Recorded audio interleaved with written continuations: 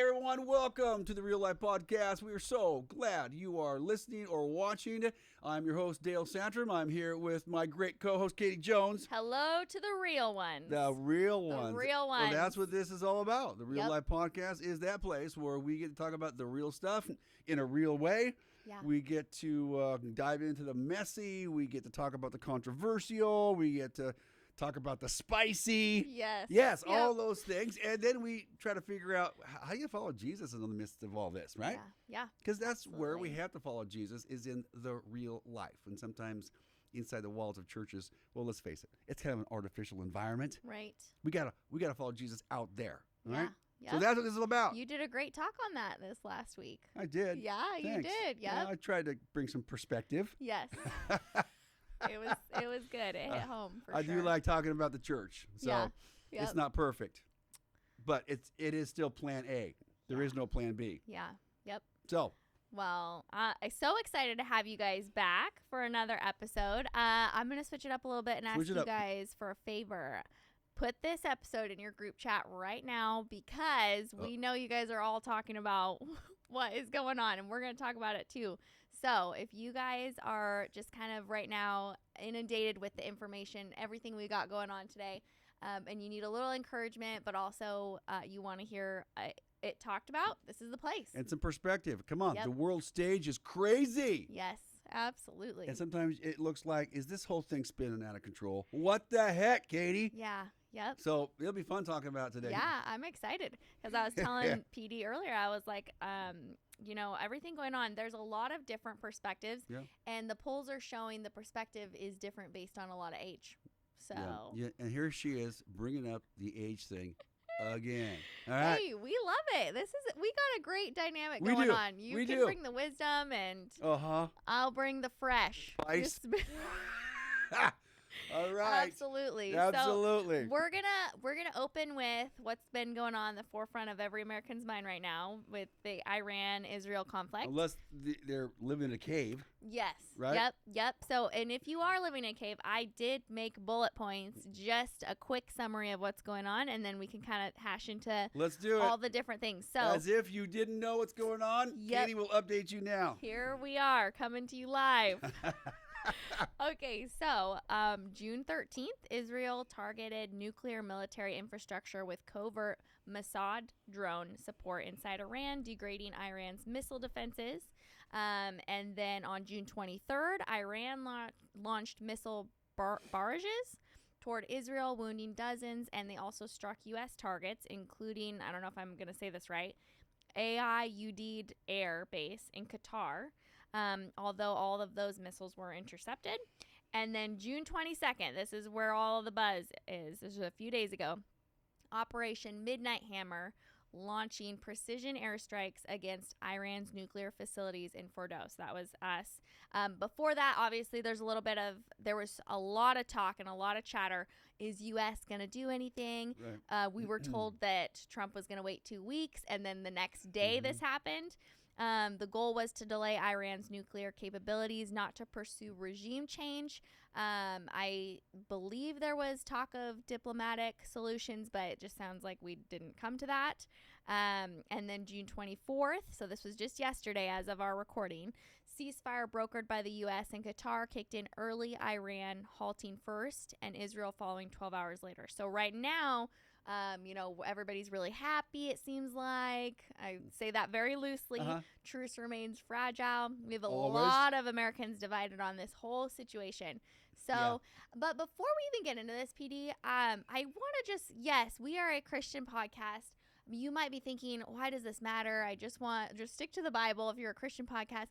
But I want to just encourage you. I do think it's so important to know what is important to other people. Yeah. As a Christian, and it's almost similar to the talk you gave on Sunday, staying within those four walls. You could even do that within your own mind. You could be like, oh, nope, I don't want to read about anything. And I think there's like a healthy amount for sure. And you have to know your limits. But I do think it's really important for us to be up to date on things and see where people are coming from. Absolutely. Jesus talked about current events. Yes. So people were concerned. They were concerned about things. And so, it's, people say, well, just stick with the Bible. Well, we are.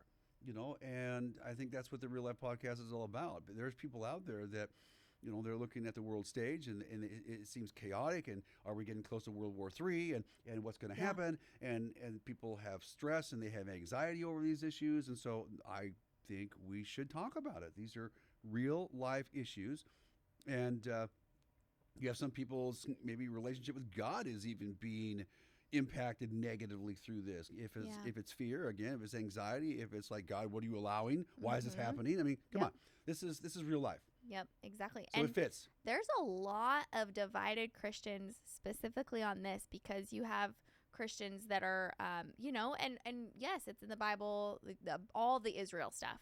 So Christians, I think, automatically are very much like, nope, you bless Israel, we'll be blessed. If you curse Israel, we'll be cursed. And they really, really cling to that.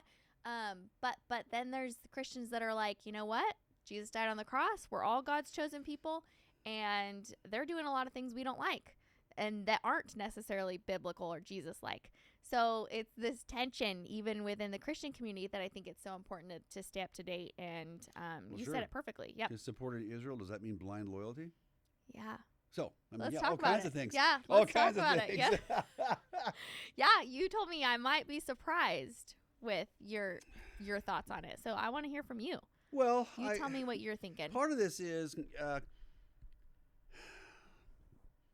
Katie, I was just speaking on the church on Sunday, so all this is still kind of fresh in my mind. Sometimes the way that Christians respond to, wars and things like that, they kind of surprise me. It kind of surprises me because, how many Christians are just so thrilled that we just, bombed Iran. And it's I understand there's a role of government, and I'm saying this not because I'm trying to justify anything that U.S. did or support or not support. That's not the point here, is that government does bear the sword. It does say that. Now, I don't know if that means you get to bear the sword globally, but it is there to punish evil. Just government does. But I think sometimes, it surprises me how quick many Christians are to be supportive of wars, people being killed and bombed and uprooted, and creating refugees in other countries because of war, and because, well, this is a righteous war. We're justified by doing this because. And I don't think any person ever has all the details, ever. Yeah. And so, but what I don't hear is sometimes Christians being just bothered by the fact that this is violent. We're so removed from it. It's like a video game, and there's no compassion, and there's no brokenness. And these are people, whether you agree with them through their ideology or not, these are people. And the one thing that I have learned traveling the world, Katie, is that people are all the same. They're the same. They want the same things. They want their families to be blessed. They want to work. They want to enjoy life. They want, so we've so demonized the other side sometimes that it's okay to hate them. It's okay to bomb them. It's okay to kill them. And we're glad. Whoa, yay. It's like, whoa. It's an info war, too. I think what you're touching on is so important, because it is really valuable to remember the government is not always the people.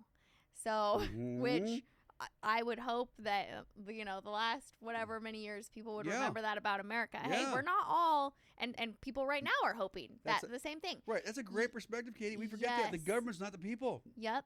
So there's true. A lot of great people, and then there are, awful people in government lots of times. I mean, we've seen that. Right. So I totally agree with what you're saying. That being said, I don't even think I'm here to, support or not support what the U.S. did. This is a conversation about try to have a larger narrative, a larger context, because people are so narrow in how they talk about it and how they think about it. It's more complex than that. Life is more complex than that, They were going to have a nuke, and so we took them out before they could use it. I wish it was that simple. It's never that simple. Well, and, you tell me your thoughts on this. So the consensus with a lot of people in my generation are burned out from the nuclear That was the same story with Iraq. That was the same Afghanistan. Weapons of mass destruction. Yes, yep. And then it's been that rhetoric has been spun since the 80s, if I'm not mistaken. And so we and it yes, Katie, it has stands been. to reason there's a lot of people that would make a lot of money off of war. And so if anything of 2020 taught me, it's always follow the money. So I have a really strong distaste. I completely understand that, yes, we don't want people that hate America to come. I get it. I do understand both sides. But it's a hard one to unpack a little bit. Because it is. I'm naturally skeptical anyway. Yeah. Okay. And in my generation, they say, is the most skeptical generation. So, we grew up with a lot of this stuff. You're right. So, we grew up with the Cold War. We grew up with, in school, Katie, we were having bomb drills in case of a nuclear blast. Crawling under your desk is going to help you be vaporized. Okay. Right. Anyway, so, but you guys were traumatized. I don't know. We got kind of used to it. It was just no big deal. Okay. Just a little numb at this point. point. Here we go. Yeah. So it's nothing new. Yeah. That is kind of a comforting perspective at the same time. I think I've said this before to you guys. It was someone that wrote like, hey, if you were born in the 1900s, you lived through 2 world wars, you lived through a pandemic, you lived through the Depression, you lived through what you just talked about. I know. So, I think we've had it cush for so long. Yeah. At least my generation, we didn't really experience anything crazy. I mean, my brother did go to Iraq. That was really scary. Yeah. But as far as America goes, there wasn't a ton of political divide for a while. We were a lot nicer to each other. We didn't have the social media. We didn't have all the information. So things have changed very quickly. Oh, you're watching things play out in real time constantly. Yeah. And you're bombarded with ever changing narratives that's happening instantly. Yeah. So I think it's totally different. So I think there's a lot of, I think sometimes there's misinformation. There's people taking advantage of the misinformation. I think people are profiteering from the misinformation. I think that sometimes, I don't know. I go back to Christians' perspectives on all of this stuff. It puzzles me sometimes. It kind of blows me away. So also how some Christians, it's like they can't wait for Armageddon. Yeah. See, that's weird too, because then I start reading some other things, like some other very popular Christian leaders who will go unnamed, but yet they're out there and they're promoting their spin on all of this. You're talking about the end times, and the Bible prophesied this, and this is what it means, and now these are the end. One thing I read this week, this one person said, and now this is the end of the end days. Well, it's like, how much you just milk people along? We've been talking about the end days for a long time, folks. Perspective, okay? Yeah. We have been talking about the end days forever. Mm-hmm. Oh, this is the end. This is the end. And it's almost like Christians want it to happen. Okay. Hey, I'm all for Jesus coming back. Yeah. We all agree on that. Yep. But that's where all the disagreement now starts. How? When? What does it look like? And then when people start now predicting this. See, that's what bothers me. We're taking advantage. Sometimes Christian leaders can take advantage of people's fears.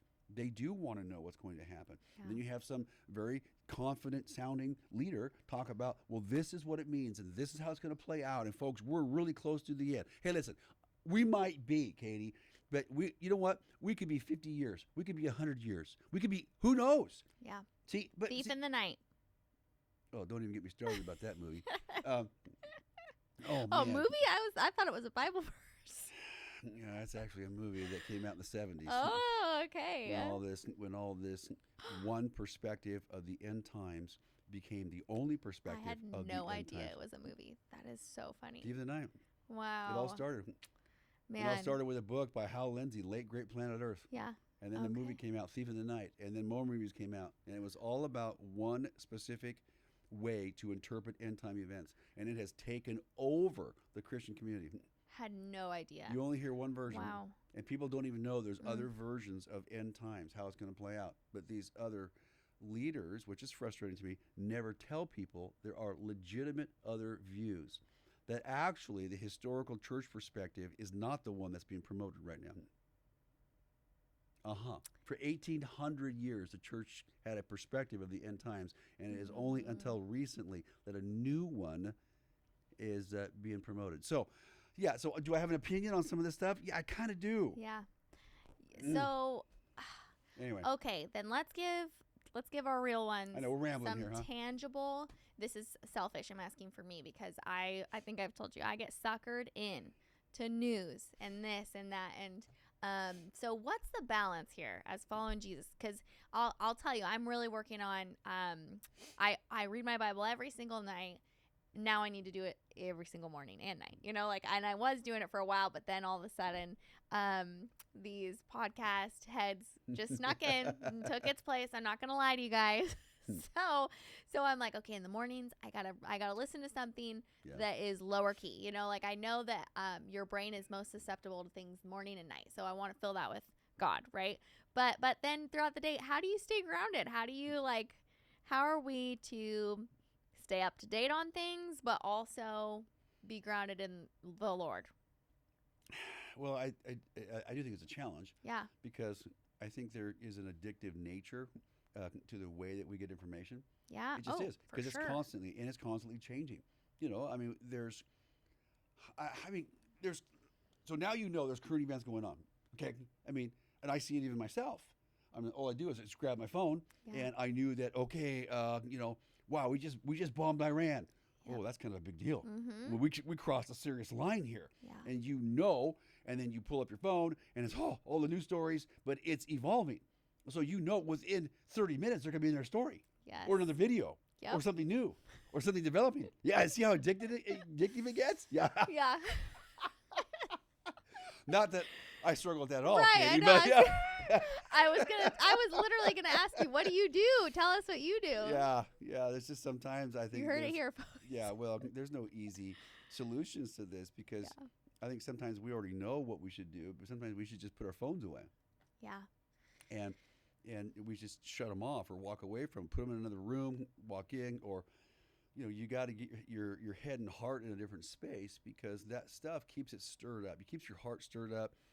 And sometimes you start wondering about all the what ifs and all the ramifications of these decisions and what's going to happen on the world stage. Oh my gosh, what's going to happen to us? Oh, what's going to happen to the stock market now? Oh, what's going to happen to my portfolio? Oh, what's going to happen to my poor kids? What kind of world are they going to be in? See, and then you just start spinning out over all that, and then you just forget that as followers of Jesus, we have a God who's in control.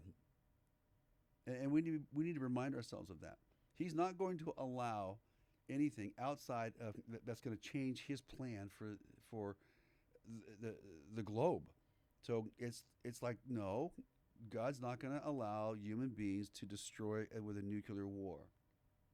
No, the Bible already told us this. He's already got a plan for the earth. We can read it in God's word. Okay, so no, that's not going to happen. Now, can he still allow a lot of crazy stuff? Well, of course. People have been fighting wars and killing each other since the dawn of creation. Started with Cain and Abel. Didn't take long, Katie, for people to start killing each other. Yep. So that's nothing new. We just do it with a lot more tech today. Mm-hmm. So it's nothing new. So when somebody starts telling you this is new, I don't know. What's new about it? Yeah. So we do need to prioritize being in God's word, doing things that build our faith, not erode our faith. I think sometimes the media can erode our faith because what do I mean by that? Well, it makes us fearful. And instead of just, trusting what God's word says, trusting in God's sovereignty, trusting in God's control. I think when you see the world stage get crazy, and it goes through seasons of crazy, it's always crazy, but it goes through cycles of crazy. And I think when it ramps up, we need to remind ourselves who we follow, remind ourselves who God is, remind ourselves of his character, of his plan, of his purpose. You got to lean into those things because otherwise seriously, if there is a human leader in charge calling the shots for the world events on planet Earth, then I think I'll be kind of scared. But if my trust is in a God who's going to orchestrate those events, yes, he's going to allow a lot of things that are going to be hard to understand. But he's still a God in charge. He says it over, I'm sovereign. I'm in control. Okay? He says the nations are a drop in a bucket to me. He laughs at the nations. You know. Mm-hmm. So Mm-hmm. who really is in charge? So Yeah. we have to remind ourselves of those things. And you know, if you want to read a great chapter, read Isaiah 40. There you go. For those of you that have fear and it's like, oh my gosh, I think that, you know, Trump has more power than he needs and you know, Netanyahu has more power than you know, who really has the power? Read Isaiah 40 and just marinate in that for a while, all right? Because that'll help you. Yeah. There you go. Add that to my to-do list. That's your to-do list? A little meditation Yeah. on Isaiah 40 tomorrow morning? Yep, There you go. absolutely. Tonight. Tonight? Okay. Yep. Okay. Well, I mean, that's pretty much kind of where we probably have to leave that for now. We'll probably end up talking again. We'll see what unfolds, but Yeah, that's I great don't know. advice, great How about perspective for you know, sure. folks out there, check your hearts. You know, if you're excited, I don't want to sound overly critical. If you're a believer and you get excited over war and you get excited over the United States bringing the hammer down, killing other people, I understand.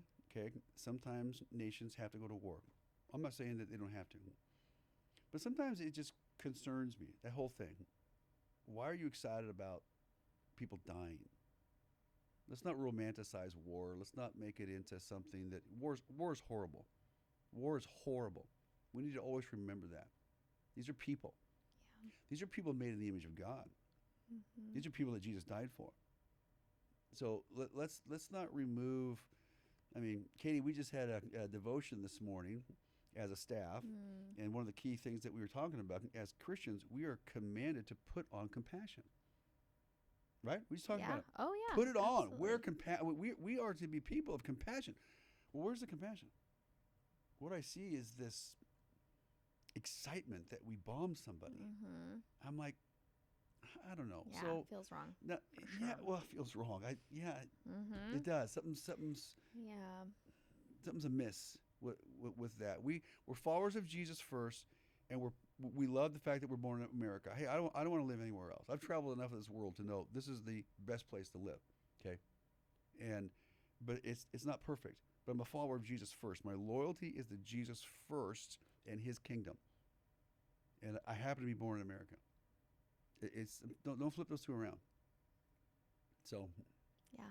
Good stuff. All right. Well, let us know what you guys think. Send us a DM or message us at reallifepodcast@foothillsonline.com. We want to hear from you guys. So tell us what your thoughts are, and maybe even just let us know where you're at. We'd love to get a pulse on where the real ones are at with this one. So It's a tough one. yeah, for and sure.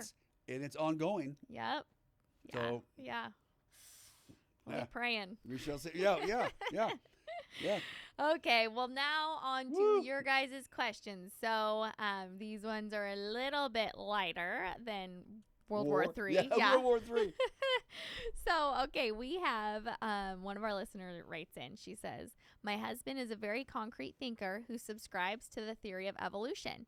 He's accepting of my belief in God, but has a negative view of religion in general.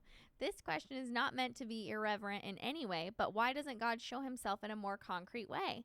It seems like thousands of skeptics could be saved from spending eternity in hell. Well, Such a good it's a question. great question. It's a great question. And so relatable. I think there are a lot of women that I have talked to countless women. This is where they're at. This is Yeah. where they are at. They are spiritually growing and their husband is not. Yeah. So, yeah, I'd love to hear your thoughts on this one. It's a tough question. There's no silver bullet here where it's like, oh, Petey, you answered all the questions. Thank you very much. Yeah. It's a great question. You know, your question is like, you know, why does God do it this way? I mean, what if God just showed himself in a supernatural, mighty way? And I mean, boom! I mean, no atheists now. Yeah. Because here he is. Just show up and show yourself. Come on, you know. Yeah. And would that solve everything? So you know what's crazy? Me and Jared were literally having this. He was Really? He was joking. Yeah, he's definitely trying to grow spiritually, but he joked like we were driving somewhere and he's like, "All right, God, if you're there, do this," and it didn't happen. It was right. like traffic or Yeah, something. I know. We And joke just around, something laugh, dumb you like laugh. that. And he's like, "Well, that was it." He's like, "I'm not believing that." He was joking. No, I get it. But it got us talking. I was like, I feel like we hold God to a human standard. Show me yourself. Where it's Yeah. almost like, let's say you knew someone was maybe this is the worst analogy ever, but they said that you had heard that they were a wonderful singer. Beautiful singer, beautiful. Oh my gosh, it's the most beautiful voice I've ever seen. You got to check it out. Well, they can come show me and sing to me if they're beautiful. I'm not going to go find it. It's almost that same mentality. Like they owe it to you to show them that they're the great singer. And I know that might be a terrible analogy, but that's what a lot of people do with God. And he's the creator of the universe, and we're holding him to this standard. Yeah. You got to show me that you're, Yeah. which he totally could do. But does it make it as real? Like, I don't know. Yeah. Yeah. I know we're not giving a bunch of concrete stuff Well, here, but listen, the person who has a spouse who is the concrete thinker, the critical thinker, and they want evidence, they want proof, they want this, they want that. I get it to a point. mm-hmm. I think that we forget that from God's perspective, according to what it says in His Word, that He has given enough proof. And I think that's where we hold God hostage to unrealistic expectations. If you're real, you'll do this for me, okay? Like you were just describing. Now you look at Romans 1, and Romans 1, it describes that God left enough evidence in creation itself that people are to be able to be critical thinkers, look at creation itself, and conclude that there is God. And because of that, because God says that He left basically His fingerprints on everything, it's so easy to see Him. He says they are without excuse. Now that is an incredible statement. What do you mean they're without excuse? But that's what He says. So basically, God says, if you look at creation and you look at the heavens and you look at the stars and you look at the earth and you look at how things were made, and that the logical conclusion that humanity is to draw from that is that there is a creator. You cannot have created things. You can't have design without a designer. And so as you look even at the universe itself, it has purpose. Yeah. It has design. It has function. It has, so if you read Romans 1, it says, God says, hey, I've made myself plain for people to see. It's their hearts is the problem. So I think sometimes we think that if God would reveal Himself to mankind, that people would automatically believe in Him. And I think Scripture would disagree with that. Because people have rebelled against God in history. The biblical narrative says that even when they saw God, they still rebelled against Him. You have Adam and Eve. They literally walked with God. He showed up in the evening. They still sinned. You had Cain and Abel. Okay? They were doing sacrifices. I mean, the very next generation, you have one brother killing the other one. They were not atheists. God was there. Right. And they still rebelled. So I think, the nation of Israel, they had God 40 days in the wilderness.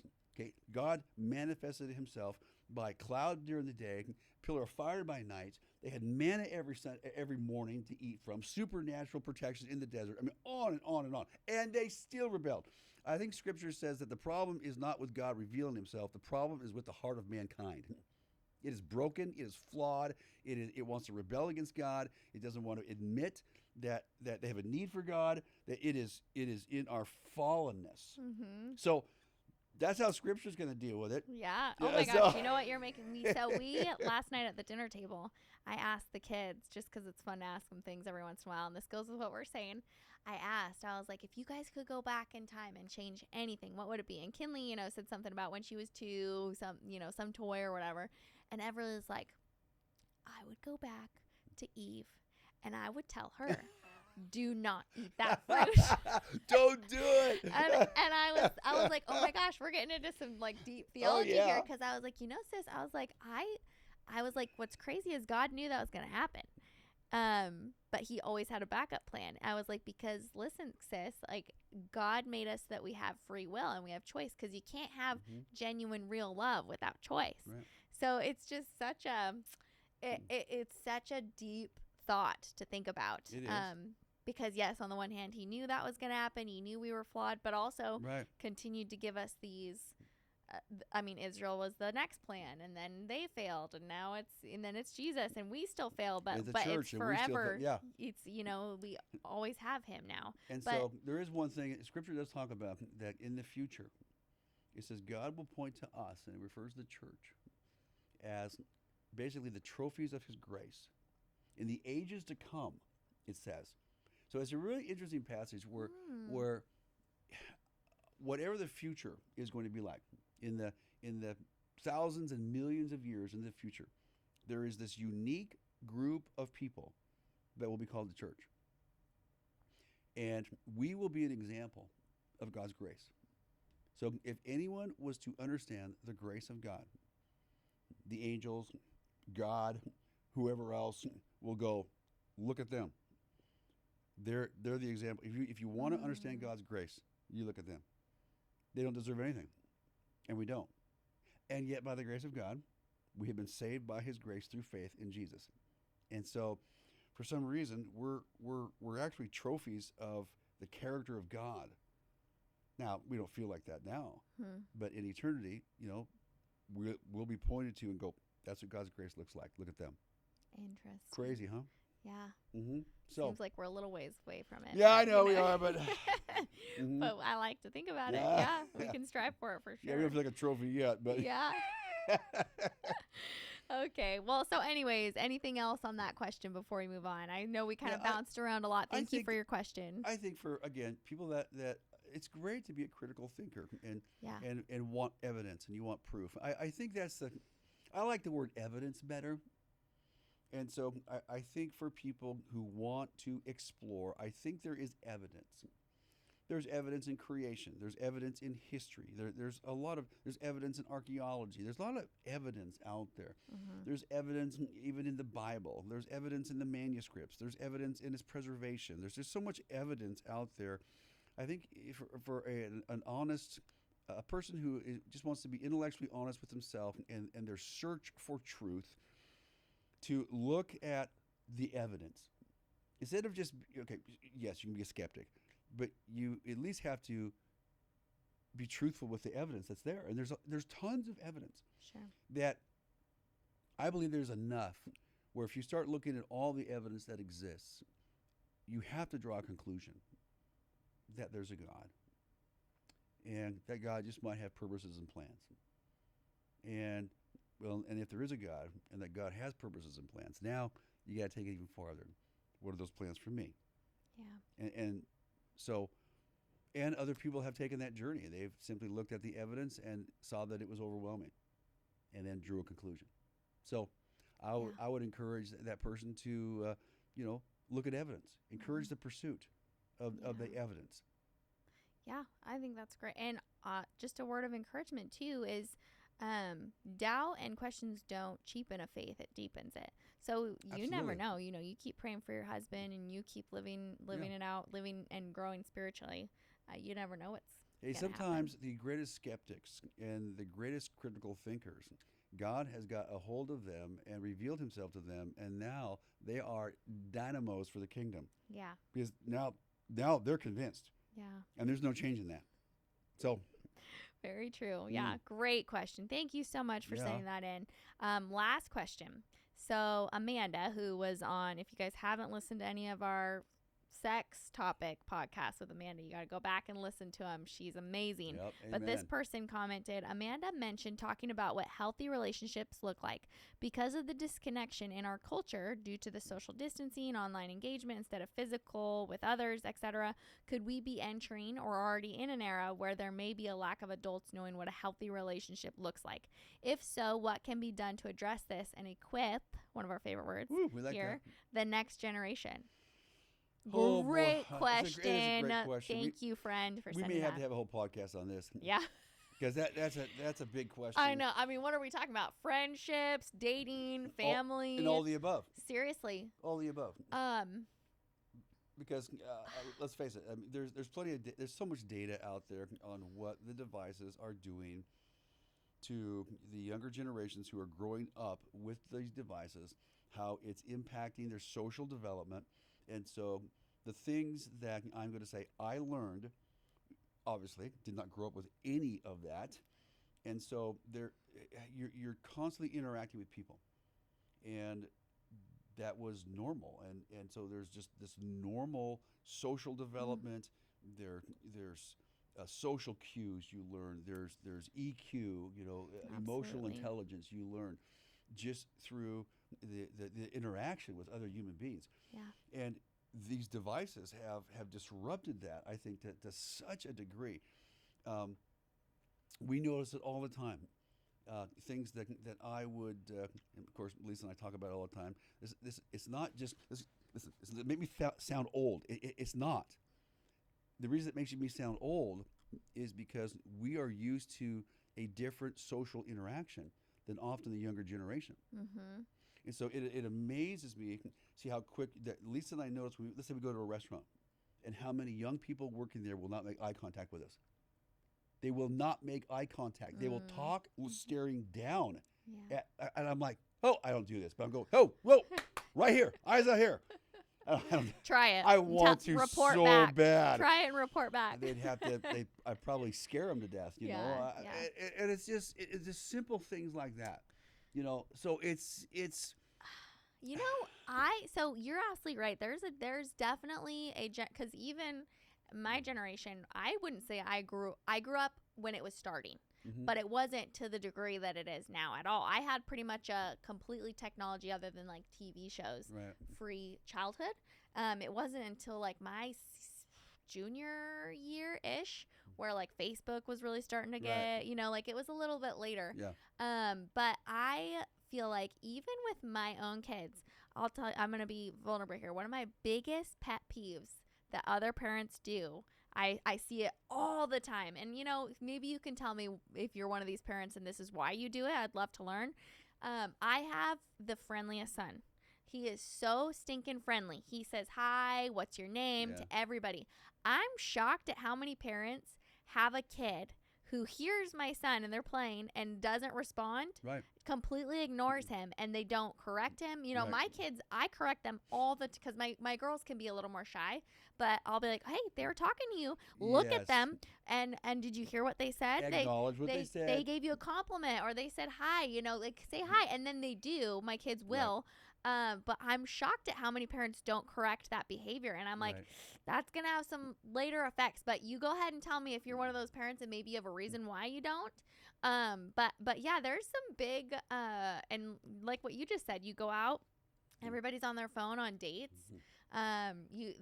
It's just people are screen slaved. No, they are. They're screen slaves. And I'm guilty of it too. Mostly at home, I would say. Yes, and mostly I at home. need to be better at it. I agree with that too. But what I see at all times is out in restaurants. I mean, I just see people sitting at tables. They're sitting at a table together, not even looking at each other, staring at their devices. Yeah. And I want to just put your stinking phones down and talk to each other. Yeah. So I think, are people losing the ability to just have dialogue? Learning how to ask questions, learning how to, again, make eye contact, learning how to, how many conversations have I been on, even traveling? And sometimes you talking to I shouldn't just pick on young people because it's happened with some older people too. But you start talking to somebody and all they do is talk about themselves. All they do. That's a whole other social it is skill. It is a whole, and not one time do they ask you a question. Yep. We It's- all know it's- people like that. Yeah, We I know, all- but it's just odd, and that's low EQ. But we should be teaching that. But that happens even more if you're stuck on a device. Absolutely. You don't even learn how to engage. You don't learn empathy. You don't learn how to read a room. Some people don't even know what that means. They're listening. Okay, read a room. Yeah, read the Teaching room. my kids that right now. That was not the appropriate thing to say. Could you just read what's going on? He's crying and you're still laughing. Read the room. Read the room. Yeah. So I mean, there's just things like that Yes. where those are just those are social skills, and you learned that by being with other people. I wasn't taught that in a class. You know, Christians, we have to be the example of that too. I That agree. even goes biblically. You, if you are claiming to follow Jesus, you gotta be self-focused, or sorry, not self-focused, others focused. Excuse Yeah. me, guys. Yeah, you have to be. You're commanded to do so. Yeah, and the relational environment that is talked about in the Word of God it is talked about over and over and over and over and over again. It's the relational environment that is transforming. Yeah. It is so unique. It is so different. We're designed by God for relationships, Katie. And I know you know that, and we talk about that. It is in our literal DNA that God created us with. And so it's almost like the enemy is doing something to actually impact. You know, you can't be healthy as a human being without healthy relationships. And so now we're destroying this foundation of healthy relationships, and so we have so many unhealthy people. We have a spike in just the mental health issues, the emotional health of people. Well, why do we think that is? You don't need another pill. What you need is healthy relationships, Yeah. because we're designed for that. But you can't have a healthy relationship unless you also are somewhat healthy and looking to invest in others, if that makes sense. Well, yeah, you have to even know what it looks like. Yes, that's what I'm saying. Like It's like a healthy diet. yes, You even know or what it looks dating. like. You say one of my biggest pet peeves. Back in my barista days, I worked with all sorts of girls, and I would have the girls where it's like, I just want husband material, but were you acting like wife material? Yeah. Friends are no, you were not. Uh, I didn't say that harshly, but friends are the same. You can't expect to have good friends if you're not willing to be a good friend. What does that mean? You check on people. Hey, how Yeah. you doing? I'm thinking of you. Yep. Hey, I'd love to get coffee with you. Hey, I was thinking you just Yep. wanted to send you a word of encouragement. You have to be the person that you want to attract. I agree. So I don't know if there's a verse that can back that up, Petey, I but could have a lot of verses Yeah, that can back that right? up, where God talks about I mean our commitment to each other. A really simple verse that backs up a lot of this is that you harvest what you plant, you reap what you sow. So again, so what you pour in, what you sow comes back to you. So you reap, you harvest what you plant, what you sow. It works that way relationally. yeah, And so, do you want better friends? Go be a better friend. Yep. Do you want people to love you? Then go be loving. Do you want people to have compassion? Then go be compassionate. You Yep. reap what you sow. You get back what you plant. And again, people don't understand that, but it works so much that way in relationships. So what are you giving away? It's like, well, I'm lonely. Well, what are you doing? Yeah. I'm choosing to be lonely. I mean, and that's terrible to say, because people Right. that are lonely, and I've had seasons of loneliness too. yeah. But I've had to look at my life and go, well, what am I doing? I'm isolating myself, and I'm lonely, and I'm going to blame others for not reaching out to me. Yeah. See, Yeah. it's the cyclical thing that we Totally just been we guilty get of that too. trapped in. Yep. So Yeah. I think too, there's always going to be a season. There's going to be seasons where you need a shoulder, right? And Always. there's nothing wrong with that. But I think sometimes exactly what you're talking about, we can get so wrapped up in our own loneliness or whatever that maybe, that person didn't check on me. They might be going through something too. sure, Sometimes you just have to be that person. Yep. Even if despite your loneliness, despite Mhm. what you're going through, maybe you do need to reach out. Hey, I've been thinking of you. and it's risky. Yep, and I'm sorry that I haven't been. This is where I'm at. I'm feeling Mhm. this right now. Would you want to get together? Sometimes you just have to be that person that is vulnerable Yeah, to get that connection filled. it's true. So It's true. yeah. And even that is a social skill. And even that Yeah. is, I mean, so it's easier when you're lonely to just bury yourself in a device, and then it makes you more lonely. Yeah.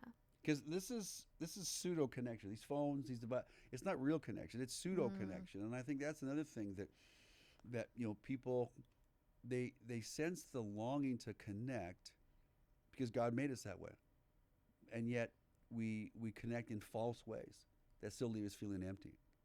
And again, that's what the devices do. So Yeah. yeah. Yeah. Absolutely. Great question though. No, it so certainly great. is. And do we need classes? Probably. or opportunities to actually maybe teach and model relational skills. I see that coming. Actually see that coming for the church. I think it's not just stuff that they do in FSM, Foothill Student Ministry. I think it's something that we're actually going to have to start having classes for younger adults. You know, healthy relationship 101. It looks like this. Give people assignments. Now go home and practice this. Yeah. Go on your friendship groups and practice this. Go be different. Go out to dinner, and the rule is no phones. And you're going to have, here are conversation topics. We may have to be that specific with people. Yeah, Katie, that's what I see coming. So, yeah. And listen, if it's on your heart and you're this person, maybe you need to start a group. Maybe you need to invite people over to your home and do some sort of a book study, or if you've got the Christian friends, do a Bible study. You know, there's just there's a lot of opportunities that this steals from us because we're so focused on it. So it might be the season for you to branch out and start something, even if it's intimidating. Maybe that's something. That's called you need growth. to do. Yeah. Good job. Yeah, Gotta get in you the got risk this. zone. Yeah. Go real ones. Yes. All right. Well, I got nothing else on that. What about you? No, I think it's good. I think that people need to maybe be willing to be honest with yourself about these devices. I think I say this all the time. The people we lie to the most, Katie, it's ourselves. Yeah, I feel that. I mean, myself included. I mean, so